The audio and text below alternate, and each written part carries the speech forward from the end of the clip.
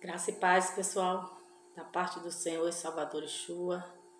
Glórias a Deus, glórias a Yeshua, porque o Senhor tem nos dado presente diário, que é a misericórdia, a bondade e o tempo dele, né? Para que a gente alcance a redenção através da consciência. Vou continuar falando a respeito da oração. É um assunto extraordinário, maravilhoso e que precisa ser muito bem mastigadinho, compreendido, né? A respeito, eu estou colocando aí uma série de vídeos falando de louvor, falando de oração, da verdadeira adoração. Então vamos falar um pouquinho a respeito da oração. Tá aí o título, né? Onde estão os justos? Porque esses compreendem muito bem todos esses assuntos que eu tenho colocado aqui. E a oração é algo muito especial para ser tratado, tá? Então espero que o Senhor continue agindo, dando discernimento, nos dando a direção para que a gente alcance um nível de excelência, de comunhão, de vida e conduta cristã, tá? Isso vai além da questão congregacional, é uma responsabilidade do indivíduo viver uma vida de fé de fato, com excelência, né? Então, e quanto mais buscamos isso, mais podemos contribuir com o reino que nos é dado através do arrependimento de pecados. Quando Yeshua fala para os discípulos para irem pregar o evangelho, né, do arrependimento, porque a notícia era que o reino havia vindo, né? O reino, ele precisa ser compreendido. Como é que as pessoas vão fazer parte dele se não se arrependerem dos seus pecados, se não passarem por processos de purificação mentalmente, desconstruindo ou desconsiderando aquilo que não nos edifica, né? Então, o foco do canal é trazer a compreensão espiritual da letra, que é o que nos torna de fato justificados em Yeshua, tá?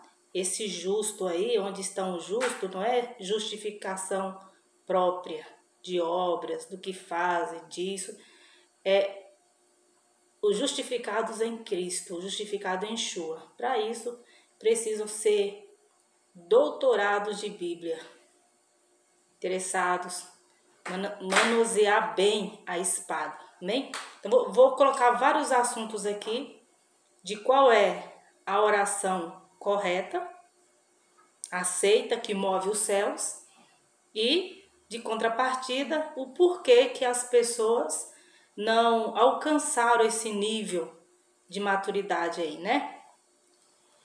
Na fé, porque para orar, para esperar algo do Senhor, é preciso que essa fé venha pelo ouvir e ouvir a palavra, né?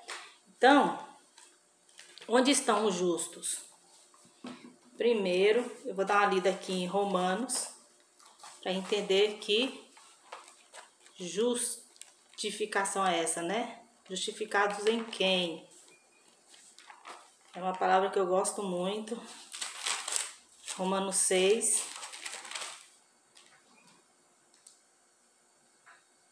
Romanos 6, do 1 ao 14, tá? Vai dizer, vocês vão anotando sempre, assim, as mensagens que eu vou colocando aqui, porque vai ficar muito mais esclarecidos vocês continuarem meditando, né? Então, o que diz aqui Romanos 6? Que diremos então? Continuaremos pecando para que a graça aumente? De maneira nenhuma. Nós, os que morremos para o pecado, como podemos continuar vivendo nele? Ou vocês não sabem que todos nós que fomos batizados em Cristo Jesus, fomos batizados em sua morte? Fomos batizados em sua morte. Fomos batizados em sua morte. Aí continua, portanto, fomos sepultados com ele na morte por meio do batismo, a fim de que assim como Cristo foi ressuscitado dos mortos, mediante a glória do Pai, também nós vivamos uma vida nova. O texto ele é claríssimo, né? O texto ele está colocando de 3 a 4 etapas. Primeiro, você está consciente de que ele veio em carne? Porque a Bíblia está toda alinhada, tá? Ela tem que se unir a outras. Ele veio em carne, o verbo se fez carne. Você confia e crê? Então, ótimo, maravilha. Você confia e crê que o verbo se fez carne. Amém. Você crê, então, que ele morreu por nossos pecados, certo? Essa é a sua consciência. Então, você quer ser batizado? Então, a sua consciência precisa entender que você morreu na semelhança da morte dele. Morreu para quê? Para o pecado. Para tudo aquilo que é contraditório, tudo a vida de fé, a vida edificada, que tá contrário ao que diz a palavra do Senhor. Ele ressuscitou. Você morreu, então você vai vir uma nova criatura, um novo ser. Ressuscitou, acordou, arrependeu, né? A ordem dele vai e pregue o arrependimento. Quem crê será salvo, né? E quem não crê. Então a ordem era essa: faça discípulos, né? Faça discípulos, faça discípulos. Quando ele ressuscita, nós também ressuscitamos para uma mente nova, transformação, vida, conduta, direção do Evangelho, da palavra do Senhor. Sendo assim, portanto, fomos sepultados com ele na morte por meio do batismo, a fim de que, assim como Cristo foi ressuscitado dos mortos, mediante a glória do Pai, também nós vivamos uma vida nova. Se dessa forma fomos unidos a ele na semelhança da sua morte, certamente o seremos também na semelhança da sua ressurreição. Pois sabemos que o nosso velho homem foi crucificado com ele, para que o corpo do pecado seja destruído e não mais sejamos escravos do pecado. Pois quem morreu foi justificado do pecado. Então, se morremos, se cremos no que foi feito, era nós que tínhamos que passar por isso e mesmo assim não seríamos justificados diante do Senhor, né? Mas ele passou por todo o processo de rejeição, porque ali ele se fez pecado e o pecado não habita com o Senhor não habita em trevas. Então ele foi castigado, depois eu vou ler Isaías.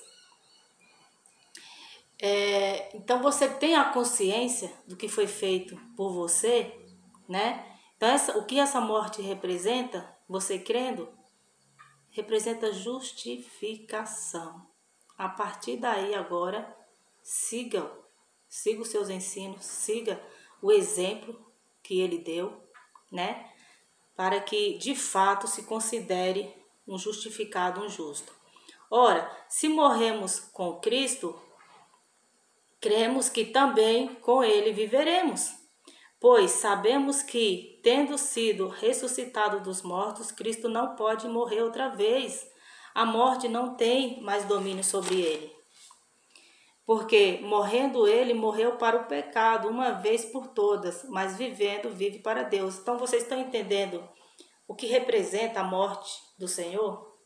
O sacrifício, porque era necessário o derramamento do sangue? Devemos nos colocar como participantes desse sacrifício quando cremos, quando de fato absorvemos. Dessa maneira, como é que se pode ter prazer no pecado se ele morreu por causa dos pecados? E onde que eu quero adentrar nisso? Em relação, né? A questão do justo, a questão da oração. Porque tem tudo a ver. Tem tudo a ver. Aqui é um chamado à reflexão para uma nova conduta. seguidores de fato, discípulos, né? Façam discípulos, façam discípulos. Bem, agora eu vou ler aqui uma mensagem, tá? Muito interessante. Aqui em Lucas.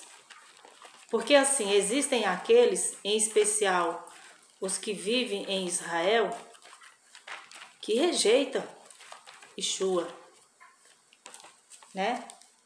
Rejeita ele ser,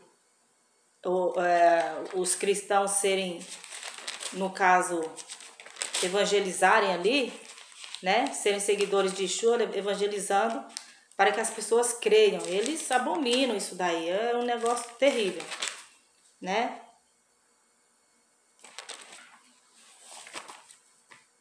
Aqui, Lucas 24. Eles abominam isso, não aceitam, porque eles não são o povo originário e também porque eles têm uma outra, sei lá, cultura. Não sei o que acontece, mas mesmo vivendo numa terra histórica, onde que tem os passos ali da crucificação e tudo, mas não aceitam. É algo assim terrível, eles se sentem como uma casta especial que, mesmo não sendo o povo descendente originário, mas faz parte, né, da raiz da humanidade antiga, né, de Adão e Eva. Então não aceitam, tá? E o evangelho, para reforçar, eles não aceitam que desde Moisés a palavra testifica do Filho. E de fato eles não aceitam. Ah, eles estão esperando o Messias. Não, eles não estão esperando o Messias. Eles sabem que o Messias já veio, mas eles não aceitaram ele. Não aceitam, tá? E aqui em Lucas 24:44 vai dizer: disse-lhes, foi isso que eu lhes falei enquanto ainda estava com vocês. Era necessário que se cumprisse tudo o que, a meu respeito, está escrito na lei de Moisés, nos profetas e nos salmos. Então, o livro dos profetas testifica de Yeshua, até Moisés e os salmos. Então, como é que vão negar, né? Por que negam? Aí, lá em Isaías, que é um livro de um dos profetas, vai dizer claramente, né, a respeito do que aconteceria com o Filho, com o Redentor, com o nosso Senhor e Salvador. Aqui em Isaías 50.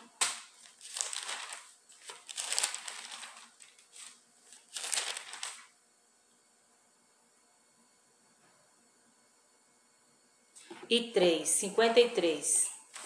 Veja como é claríssimo que é ele, né? Quem creu em nossa mensagem e a quem foi revelado o braço do Senhor. Ele cresceu diante dele um broto tenro e uma raiz saída de uma terra seca. Ele não tinha qualquer beleza ou majestade que nos atraísse. Nada havia em sua aparência para que o desejássemos. Foi desprezado e rejeitado pelos homens, um homem de dores, experimentado no sofrimento como alguém de quem os homens escondem o rosto. Foi desprezado e nós não o tínhamos em estima. Certamente ele tomou sobre si as nossas enfermidades, sobre si levou as nossas doenças. Contudo, nós o consideramos castigado por Deus atingido e afligido. Mas ele foi transpassado por causa das nossas transgressões, foi esmagado por causa de nossas iniquidades. O castigo que nos trouxe paz estava sobre ele, e pelas suas feridas fomos curados. Todos nós, tal qual ovelha, nos desviamos. Cada um de nós se voltou para o seu próprio caminho. E o Senhor fez cair sobre ele a iniquidade de todos nós. Ele foi oprimido e afligido, e contudo não abriu a sua boca, como um cordeiro.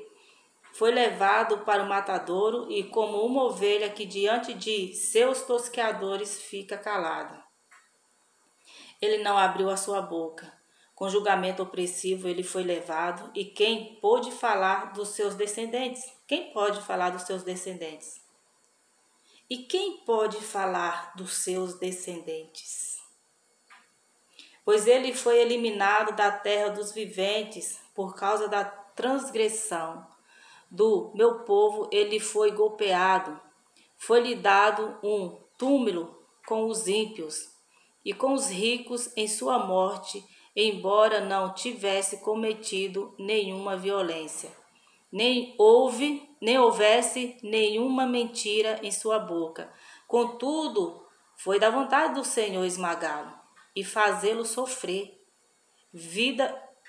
Da vida dele, uma oferta pela culpa. Ele verá sua prole e prolongará seus dias, e a vontade do Senhor prosperará em sua mão. Depois do sofrimento de sua alma, ele verá a luz e ficará satisfeito. Pelo seu conhecimento, meu servo justo justificará muitos. E, tá vendo a questão da justiça, do justo, justificação? E levará a iniquidade deles. Por isso eu lhes darei uma porção entre os grandes, e ele dividirá os despojos com os fortes, porquanto ele derramou sua vida até a morte, e foi contado entre os transgressores, pois ele levou o pecado de muitos, e pelos transgressores intercedeu. Quem são os transgressores? Porque a palavra ela é clara, mas a gente sempre tem que fazer alguns reforços aqui. Quem foram esses transgressores que ele intercedeu? Porque não está assim, o que o texto nos leva a entender, claro, né? Que mesmo ele que foi esmagado, né? Ele que morreu, foi derramado o sangue dele, mas diante da autoridade celestial do Pai Eterno, ele não pode decretar salvação para os transgressores, os que transgridem a Sagrada Escritura, os que distorcem, os que armam ciladas, os opressores, os mentirosos, os imorais, os incrédulos. Por que ele não pode fazer isso? Porque está a cargo de Deus. Deus tem misericórdia de quem ele quer ter misericórdia, e ele tem compaixão de quem ele quer ter compaixão. Agora, a nossa justificação nele aqui advém de algo que o próprio texto aqui que eu li falei duas vezes, olha só, no versos 8. Com julgamento opressivo ele foi levado. E quem pode falar dos seus descendentes? Yeshua não teve filhos, tá? Mas a descendência aqui de filhos é todo aquele que vive nele, está aí em comum acordo com ele. O que ele fala lá para Maria quando vai buscá-lo, vai encontrá-lo? Ele coloca que a mãe, os irmãos dele, é todo aquele que o segue, é a sua família.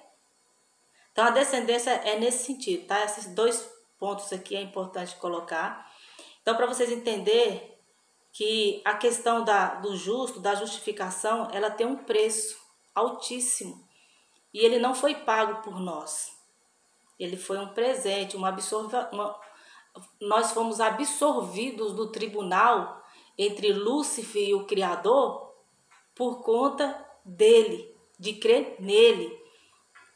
O mínimo que nós podemos fazer é buscar colocar a nossa consciência no que foi feito e entender a morte, entender o sentido da morte, entender o sentido da ressurreição, aplicando em nossa vida, morrendo para o pecado, nos tornando a nova criação, um novo homem, uma nova mulher, e vivendo por fé, vivendo em santidade, vivendo na luta diária, na rejeição de tudo aquilo que é contra os princípios da palavra, do evangelho, do que os mandamentos pede que a gente esteja, né, alinhado. Então tornou para nós algo que tem que ser prazeroso. É a nossa vida eterna que está em questão aí, né? Então a gente tem o direito de decidir em qual lado a gente está. Agora, o que não é legal é que o povo bom, um povo que tem suas justiças aqui, né, humanamente, que são corretas, acredite em coisas ou pessoas que não estão em comum acordo com o Senhor Salvador, estão com outros propósitos. Não pode ficar lançando pérola aos porcos, como diz, eu entendo assim. Pode ficar sentando em mesa de escarnecedores, né? Não pode se sentir à vontade. Tem que fazer algo. Nós estamos num tempo em que a gente ainda pode fazer algo para dar glórias ao nosso Deus. Amém? Aqui em Isaías 9,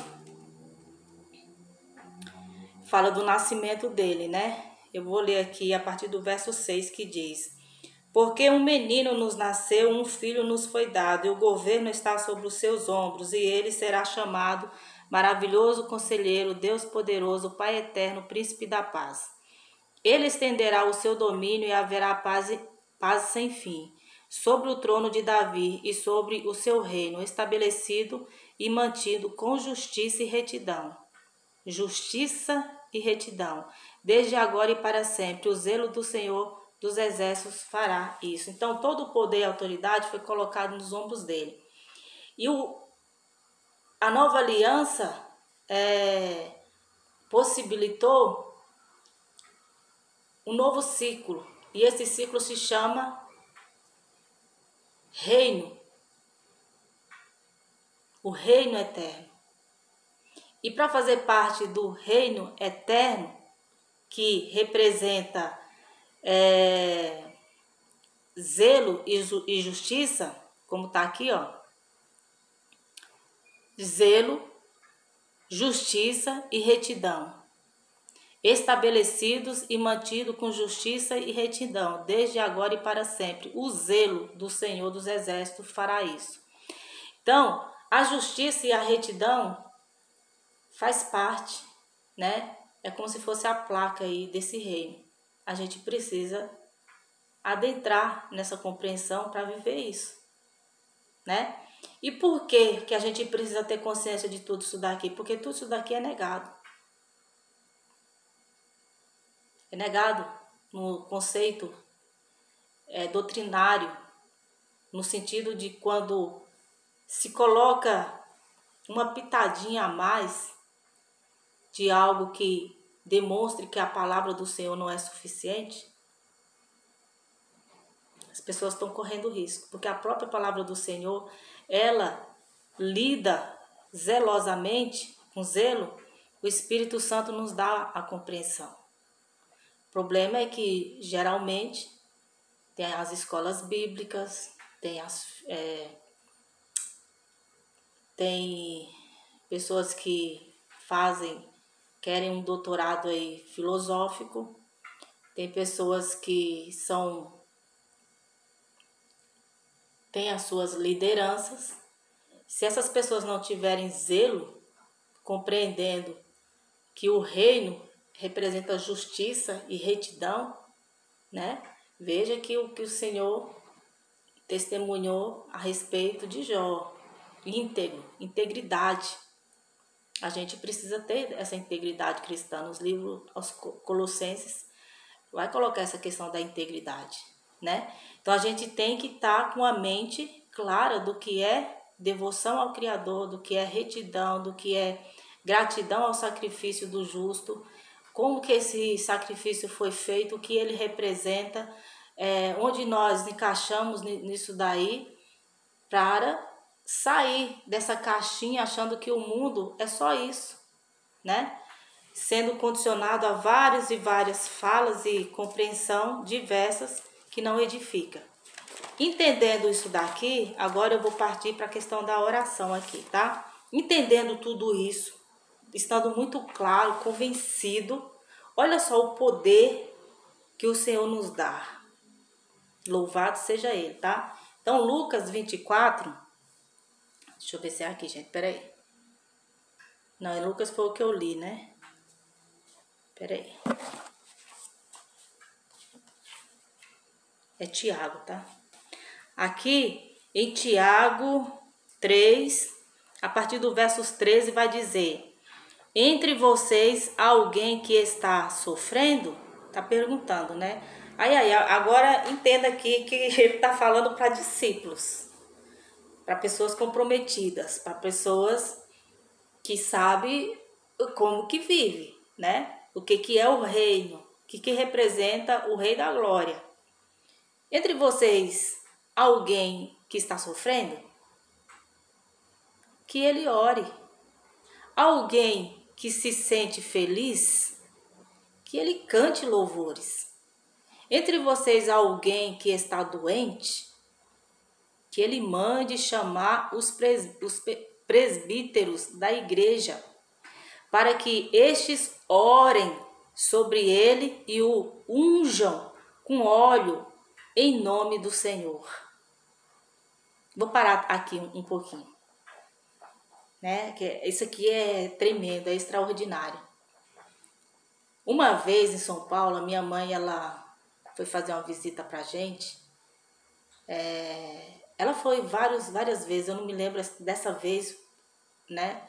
Porque ela sempre ia por alguma razão, assim, visitar, mas ela ia sempre com alguma razão.